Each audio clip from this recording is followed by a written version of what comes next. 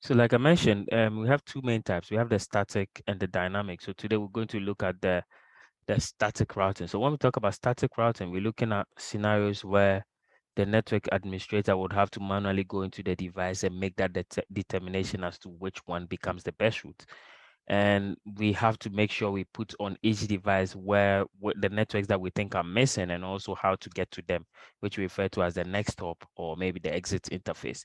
So in this topology that we have here, going back to the first example, assuming 172.1.0 network is on R1 and then also 172.16.4.0 is on R1. So so basically in this topology, we have one network, another network, and another network. So we have three networks in this topology.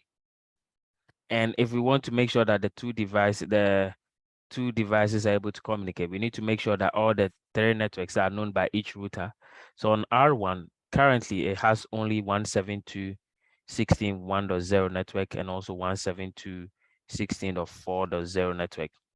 And for R2, it has 172.16.2.0 network and 172.16.4.0 network. So clearly, even though in the topology we have 172.16.1.0, 172.16.2.0, and 172.16.4.0, currently the two routers know about only two networks, and then this one is missing one network. This one also is having two networks and missing one network.